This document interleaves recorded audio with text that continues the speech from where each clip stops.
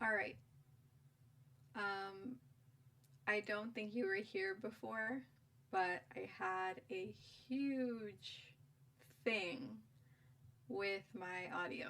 So hopefully that won't be a thing anymore and we can just proceed as usual. So you may be wondering, Dulce, it's Friday, it's not Sunday. You usually don't stream on Fridays. And you are correct, but that is going to change because I've decided, if you follow Weekly Creep, if you follow, if you listen to the podcast, if you follow me on Instagram, if you follow me on TikTok, then you would know that I am going to start streaming on Fridays book reviews. And if you want to join in, Conservative Book Club. But I want to give this series a name, and I came up with one. I don't know how I'm going to incorporate the name.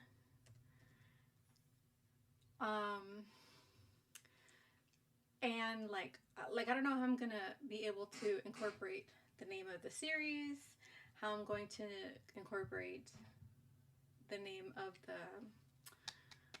the book, the author, and it not be like a mouthful. Like for the name of the stream, actually, I think I have an idea.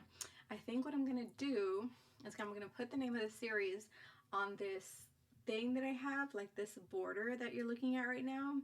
I think I'm gonna find a way so that I can just have the name of the series like in the corner. But the name of my series is going to be Around the Coffee Table. And we're going to be discussing books. What do you think? I love it. Okay, so I'm really excited. I don't know if you can tell. But yeah, so the first book that we're going to be reviewing on my new series is, you can probably already guess from the title, is A Touch of Darkness by Scarlett St. Clair. So I just want to start off by saying that everyone has a right to an opinion, but on my channel, respect is a requirement, or you will be blocked. I didn't have anything happen to me in the digital world that prompted me to say this statement. I just thought it would be wise to sort of just, right off the get, set the tone for my content and my little community that I will hopefully grow. Anyways, so I just want to also enjoy add this disclaimer that there are going to be some spoilers ahead, obviously because this is a book review, but I don't want to deprive you of the joy of reading this book if you choose to do so. So I won't go into too much detail. I will maybe give you the gist of the first half, like sort of set you up for it, but not more than that. I'm going to be really careful. Okay. So, let me just check chat just to see if there's any comments. No. Okay. Right. So also enjoy the thunder and rain noises that are about to begin. Anyways, I want to start off by saying I got this book when I was on vacation, right? I was in Lake Travis, and while we were in Lake Travis, we aren't from the area, so we had to like Google Maps a bunch of stuff, a bunch of places, and we saw that there was a Whole Foods, excuse me, that there was a Whole Foods not that far from there, the bed and breakfast that we were staying at. And so that next, if you can hear that, that's my chair, and it's distracting. We're like, okay, we're gonna go to the Whole Foods, and we went, and then there happened to be a Barnes & Noble nearby, and I love Barnes & Noble. Anytime that I can get a chance to go, I will go. And I was like, okay, I want to get a book because I just got done reading the book that I was reading, and I ended up walking out with like 3 of them. So the first one that I wanted to jump into was one of a genre that I normally don't delve into, But when I was in the Barnes and Noble, there was like those little cards where it's like whoever works there writes them and puts them next to the book, and it tells you like, oh, I really enjoyed this, or like, you know, gives you like basically words of encouragement to pick up that book so you can read it. Anyway, so I bought it and I started reading it immediately in the car on the way back to the bed and breakfast that we were staying in. So while I was in the car, you know, I was starting to get to know the story, the protagonist of the book, who happens to be Persephone, goddess of spring. Um, and she's living, and she's a Greek goddess of spring, but she's living in present day with like dreams to become a journalist who is out to seek the truth, and she's not scared of the repercussions that she might face if she ends up exposing a god, or, you know, she's just like, you know, I'm doing these exposés and my work's going to help the mortals that the gods have like neglected, and it's their job to like support them, and, you know, blah blah blah. So anyways, the thing about this goddess is, which I thought was really interesting choice, and it makes sense in the gist of the story, is that in this story, Persephone doesn't have any powers like all the other gods do. She doesn't have what she calls magic. So in order for her to live in the world where mortals live and, you know, seek out, you know, education in college and end up applying into a newspaper and writing, you know, because in this world, gods are like celebrities, you know? And so she wants to make it out on her own, you know, like she wants to earn these things for herself, not be thrown opportunities because of, you know, she's a goddess. So she uses her mother's magic to help conceal herself. So her mother is Demeter, goddess of harvest, and she is very, very powerful. So, like, the telltales of a goddess is they all have horns, whether they're like gazelle-like horns or ram horns or whatever, they all have horns, okay? And apparently, like, their appearances are like technicolor, you know, like they have like these vibrant green eyes or electric blue eyes, and like hair spun of like like their hair have like metal hues, and like that's what I mean like by technicolors, you know what I mean? Like they're just regular color, but like someone just turned on the saturation, like that's what they look like. So this magic that she uses as a glamour sort of just tones everything down and just removes the appearance of horns, which I thought that was interesting. So anyways, so I was like getting into it, right? And as soon as I came across this line, now mind you, I was still in the car on the way to the bed and breakfast. As soon as I got to this line, I almost immediately asked my husband to turn around and go back to Barnes and Noble to go return it. It was the cringiest and most generic line that has probably become a meme by now. Anyway, to save the line from being as cringiest as it could be, let me just save it by putting it in the context that it was served to me in. So, page 7. Let me get my book. Okay, so page 7.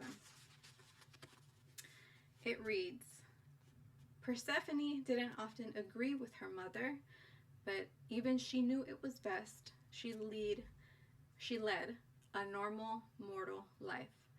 She wasn't like other gods and goddesses. Now, I know what that meant. Like, it meant that she's not like the other gods and goddesses where she doesn't have power. But it just maybe could have been phrased differently, but it just gave very one of the guys, or you know what I mean? Like, I don't know. Anyways, that line alone made me almost just like, okay, no, I'm done with it. Where is the receipt? Where did I put this receipt? And I'm going to go return this book. But I didn't do that. So as we go further into the book, we get to understand. Because I was like, you know what? Let me go back. There's no way the author wasn't conscious of how that sentence sounded. So I was like, okay, I'm going to give this author the benefit of the doubt. And I did. I continued to read. So, as we go further into the book, we get to understand that she has severe mom issues. Severe. Okay? Her mom, who's Demeter, kept her in a massive greenhouse for the first 18 years of her life. Now, Demeter's excuse for doing this is to protect her from gods, goddesses, divine people, mortals, just anything that might hurt her, right? But as we learn, Persephone, because protect her because she doesn't have any powers, but you kind of just get the gist that it's not just for protection. It's like protection is just the mask of just a controlling behavior, right?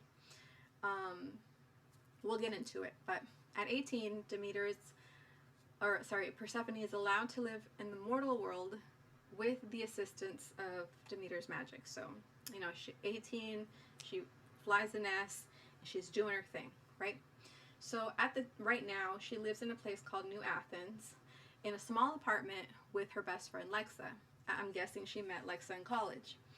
And at the moment, Persephone is close to graduating. So how Persephone pays for the apartment, those details are unclear, because at this moment that we're jumping into Persephone's life, she has a interview with a newspaper, and she's really like hyped about it because this is her chance, right? This is what she basically studied for. So Lexa is a very supportive character. Like, my heart goes out to Lexa. She gives kind of like manic pixie dream girl vibes because there's not much substance to her, which is fine. If there was more substance to it, I think it might complicate the friendship a little bit and you might hyperfixate on the friendship, which I don't think is the purpose of the book, right? So it's kind of like your side quest if you're playing a video game. So, excuse me. So right off the get, like, Persephone she has a chip on her shoulder, okay?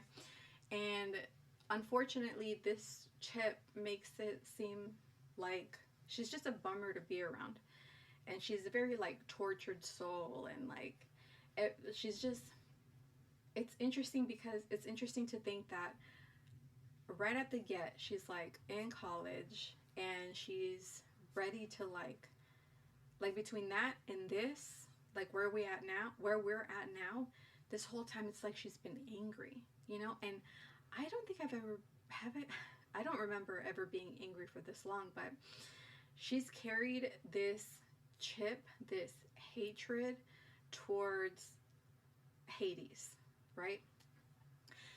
And it's not just Hades, but I feel like Hades is the one that she just hates the most.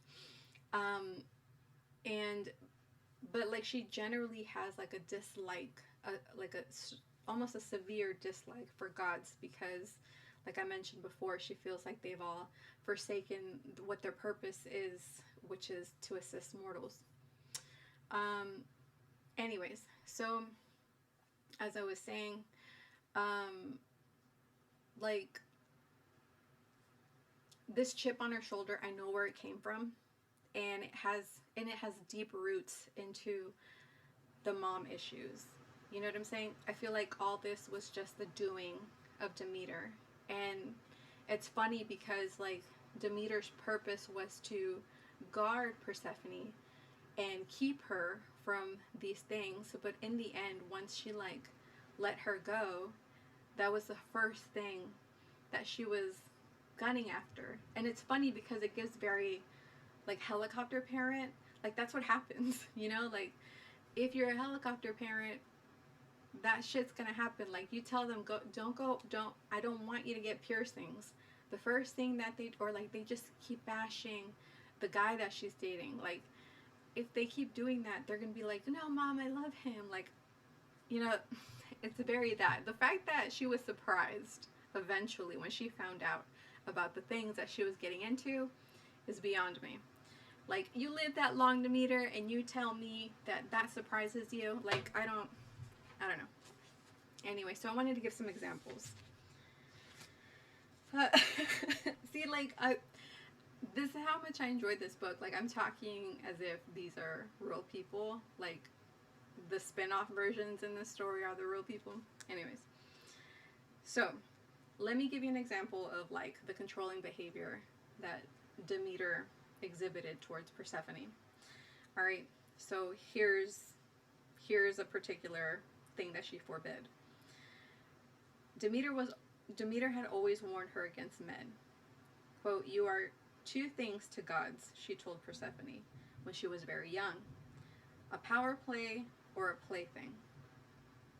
So right off the get, she's already like bashing males. Okay. All right. Here's another one. In this particular, let me just give you some context. In this particular instance, Demeter, which by the way, they can teleport. So Demeter shows up in Lexus and Persephone's apartment. Persephone's not there. Lexa gets the shit scared out of her because a god disappeared in her fucking, well, I don't know if she teleported, but, no, actually not. I don't think so, because she still doesn't know that Persephone is a goddess. She doesn't know. So, she shows up and asks to see Persephone's room when she's not there, because Demeter doesn't know what boundaries are. So, in the book, Lexa says, "Anyway, I got the sense that she's overprotective." And Persephone says, "That was the understatement of the year. Demeter was overprotective to the point that Persephone had virtually no contact with the outside world for 18 years of her life." So that just, I mean, I know I said that before, but literally no one, you know, like not a woman, like, because I think before I mentioned the divine, you know, gods, goddesses, and men, or did I say mortals? Anyways, literally no one. So not even like women or anything like that. So another example, page 14. In fact, Demeter had a whole plot in the greenhouse dedicated to punishment. Every flower that grew there had been a nymph, a king, a creature that incurred her wrath. So that's how easily she, like, okay, you piss me off and that's it. You know, like, you slightly annoy me, that's it. So she kept her in a mansion, right? In the same place where where Demeter kept people that had incurred her wrath. So this is a constant reminder to Persephone that if I step out of line, I could be one of those plants. Like, there was no sense of, oh, well, I'm her daughter, so I'm an exception. There was none. Like, she didn't have any of those notions. She very well thought, like, she was firm in her belief that she was not an exception. Okay? Page 38 is another example. Okay, so Demeter has a nickname for Persephone. Here we go. She said, the nickname is Core, by the way, and I've never heard the nickname Core. I don't know what the word meant, but she told her, Demeter says to Persephone, "You're good at so many things, Core." Persephone shouldn't have gotten angry, but she couldn't help it. She hated that name. It was her childhood nickname, and it meant exactly that, maiden. The word was like a prison, but worse than that, it reminded her that if she stepped too far out of line, the bars of her prison would solidify. She was a magicless daughter of the Olympian. Not only that, she borrowed her mother's magic, and that tether made obeying her even more important. So, like, you see how powerless she felt, okay? She sees herself as less than. She feels like, and I think that's why she works so hard and doesn't ask for help in a lot of situations, because she feels like she has to do these things. She has to earn her place, like, because there are so many odds against her, and she has absolutely no support system. So And that brings me to the point where it's like, okay, that's one of the reasons why she's such a bummer to Lexa, because it's like more often than not she's always keeping secrets from Lexa. So like it's hard to be a good friend if you've never been or had a friend to begin with, you know? So anyways, let me move on. But one last thing about Demeter. The thing, just to reiterate, the one thing that she stressed was that you cannot be with Hades. Like, you cannot have anything to do with him. You can't go to his clubs because, by the way, some of the gods, they have clubs. And this club sounds like someplace I'd love to go to. Everything's in black. It's like this big obsidian, like, pyramid. And everything in there is black. Like, it looks like, it sounds like an amazing time. It sounds like a goth's dream, basically. Anyways. So, just a reminder that yes, this is Persephone and Hades is in here. And yes, if you know anything about Greek mythology, you know what goes down. But just remember that this story has a twist to it. And I appreciated how the author explained it towards the end of the book. It was done very well because, you know, in the end, like, in Greek mythology, they are together. But just the journey of that, the twists that she made, you know, like the modern take, like everything, like I appreciated it very much, you know. It just made the book that much more fun to read. But a consistent theme that was brought up when Persephone dealt with Hades and intertwined it was the obvious obsessive and controlling behavior with Demeter. It's like they were both, they were integrated so much, you know? I should probably mention that once Persephone finally meets Hades and Mint, who is his sexy nymph secretary, assistant, one of those. It's the same thing. It goes down, all right? I like our protagonist even less at this time. Like, I've already, like, not like her. I just don't like her. And I'll explain why. Anyways, I liked her even less when she met Hades and Nim. Like I said, she had this interview with the newspaper, and spoiler alert, she did get it. And the more I think about it, the more I'm beginning to think that her whole college career, her drive to want to be a newspaper reporter, a writer, you know, and work for a newspaper, be legitimate, I think all of that were a means to just get to Hades, who she desperately, like, underneath wanted to meet. Whether she wanted to rebel against her mother, or because she had the strongest assumption that this awful god was just the worst, and she wanted to expose him for that.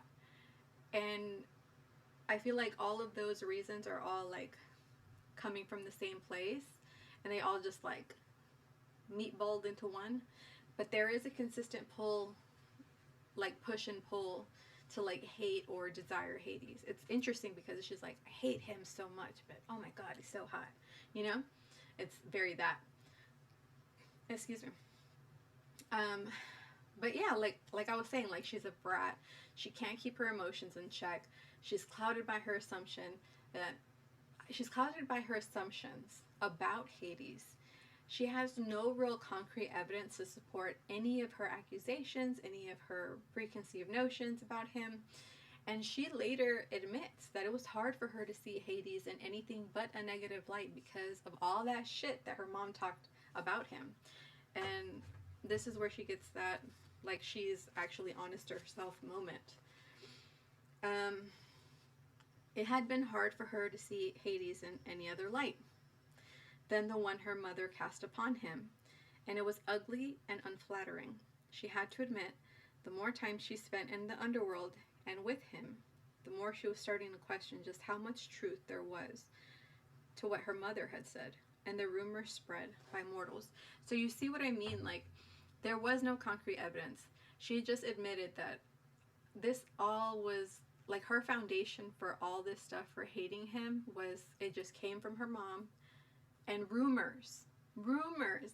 And see, that's the part that that just pissed me off so much about the interview. Because, like, right off the get, like, I was reading the interview because she requested an interview with Hades, which, by the way, he never gives that privilege to reporters, but he gave it to her. And she just fucking ran with it. You know what I mean? And she was embarrassingly bad when she first conducted the interview with Hades after she unwillingly entered a contract with Hades because she lost a game of poker to him. And that's one of the things, like, for Hades, right? Like, this club, there are gambling floors, and if you lose a game of Hades, you enter into a contract with him, you know, like, before you play the game, it's like, okay, if I win this game, I get this. If you win, then we're in a I guess either way, it's a contract, but you get to decide what the terms of me fulfilling this contract is.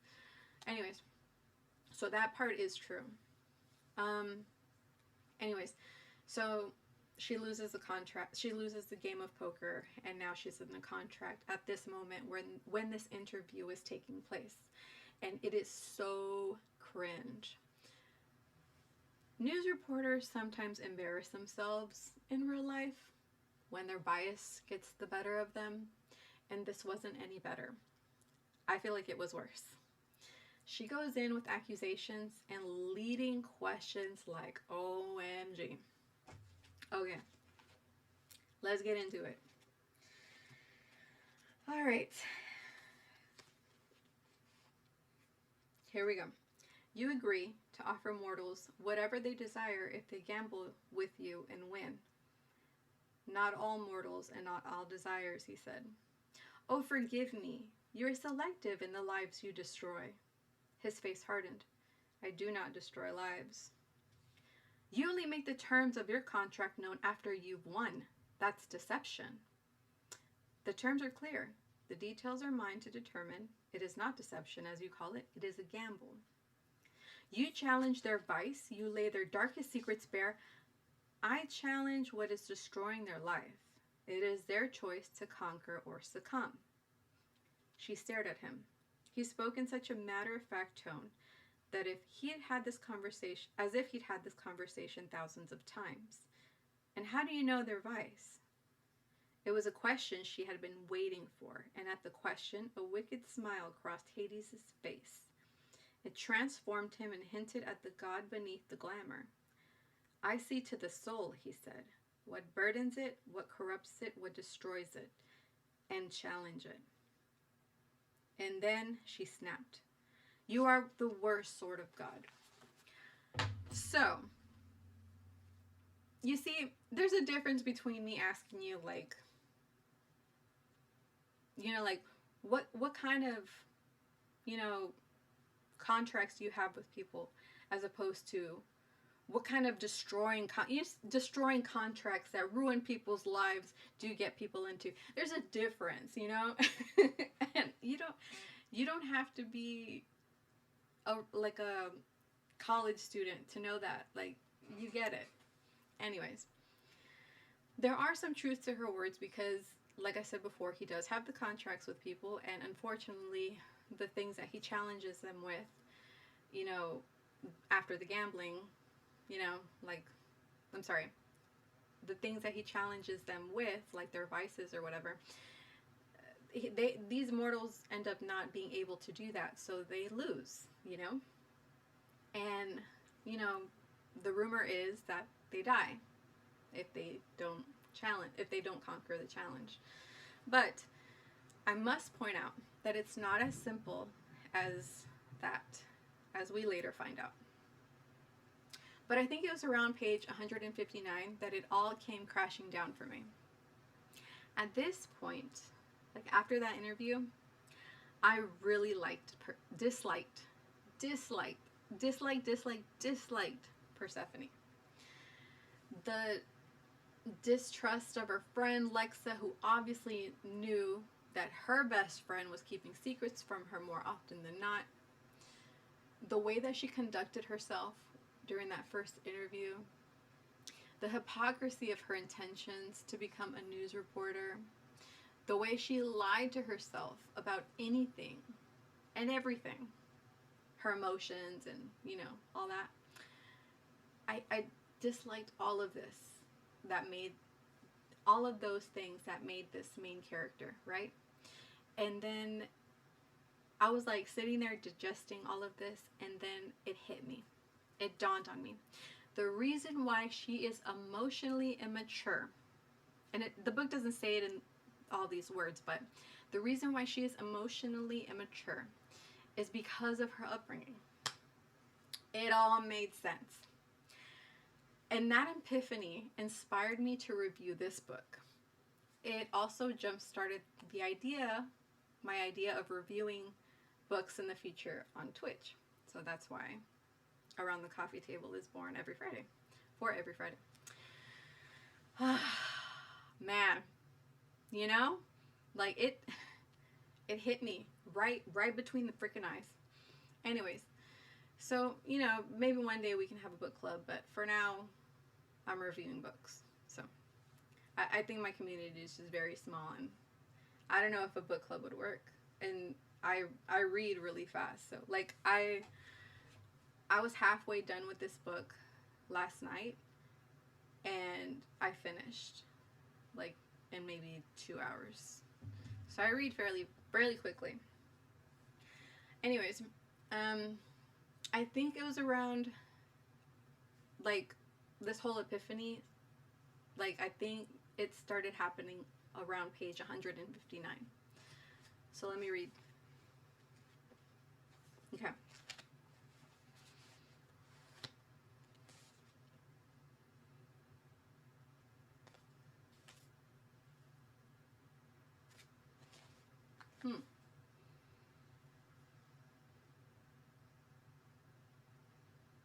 Oh. Was it 159?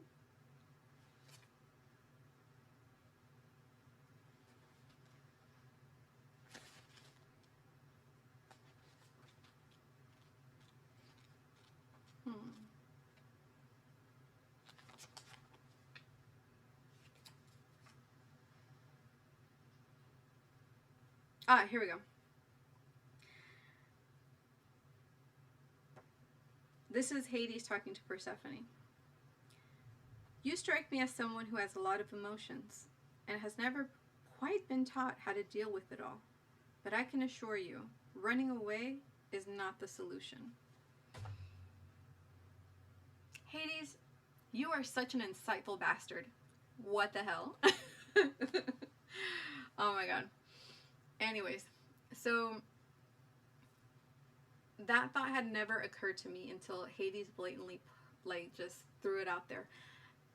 Someone could easily just skip over that sentence or not just fully digest. Like, I feel bad for someone who would just skip that sentence and to just not understand the weight of that sentence, Because that is the first time that I'm like, oh my god, he's fucking right.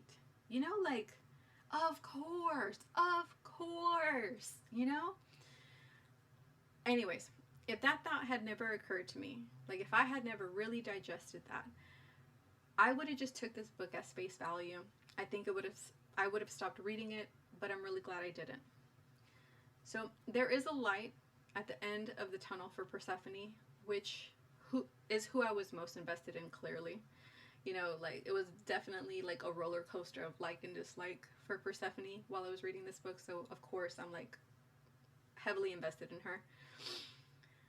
Anyways, and yes, the relationship with her and Hades is also like a roller coaster. Like, it's tumultuous, and it's like, oh, like they're happy with each other and then they're not. But it's the way that the character Persephone develops is the reason why I stayed reading that book. The book did threaten me with like possible cliches that like that movie, Not Another Teen Movie, has poked fun of, If you know, you know. But they didn't turn into anything, you know? Like, she didn't, like, take the bait for these, you know, these outliers that are trying to, like, sabotage her relationship with Hades. Like, so that, I'm so glad that didn't happen. Because, like, it was very much like the plots were very much like novelas, where like the other girl devises a plan to ruin the relationship between the two main characters, and the plan always works because there isn't a foundation of trust to begin with between the couple in the first place. So of course the other girl's always winning. So anyways, the light of the end of the tunnel for Persephone comes to me on page 278. Like, it's apparent that there's a light at the end of the tunnel at page 278. Here we go. She was quiet for a long moment, realizing now that she hadn't really been listening to Hades at all. She hadn't thought twice about his words. Anyway, I took what I just read out of context because there is a serious spoiler nugget intertwined, plaited, if you will, braided into that. So that's why I took it out a little bit, but that's when I saw, like, okay, there is growth happening here, okay? And that's where I'm gonna leave it. That's where I'm gonna leave it, okay?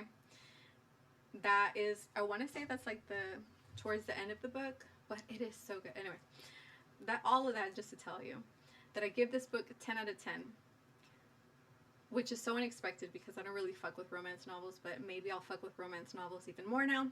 But 10 out of 10 for basically playing with my emotions and giving me everything I needed in the end of the story. So let me know if I should read the book after this, because this book is a part of a trilogy. So let me see what my next book is.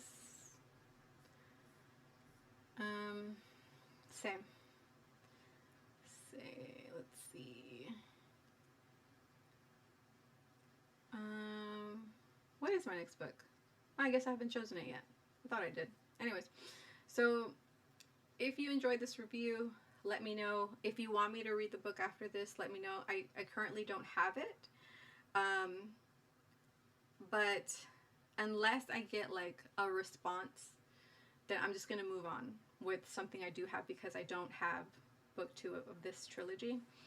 But I do want to say that I want to just give like a shout out to the book that I was reading before this that took me on a roller coaster. It's called What Alice Forgot by Leanne Moriarty. I'm probably butchering that. She's an Australian author, and she's written several books. One of her books was, I think, Big Little Lies, that they turned into an HBO series. I haven't seen the series, but I read that book as well, and she's an incredible writer. She is incredible. Anyways, that one took me on a roller coaster. It's called What Alice Forgot. Okay? It's a banger. Think of like 50 First Dates, but instead of losing your memory every night, you lost 10 years worth of memories. Anyways, and you don't get them back immediately. So, I really like that book, What Alice Forgot, because it has really strong messages about marriage and how your whole life could be disrupted by like the same things that you've been wanting. You know, it's like, it's so good. Anyway, highly recommend that one. Follow me on Instagram, follow me on TikTok to find out what the next book I'll select for review is going to be. Anyways, I will see you next Friday for the next book review around the coffee table. I'll see you next Friday for Around the Coffee Table. I love it. Anyways, okay. So I'm done geeking out. I'm going to go ahead and sign off. I will be back on Sunday for the video game that I've been playing. It's When the Past Was Around. That one is very emotional as well, but not so like in your face emotion. But I like it. So far I like it. Maybe I'll finish it. But anyways, so I hope you guys enjoy the rest of your day, and I will see you later. Bye.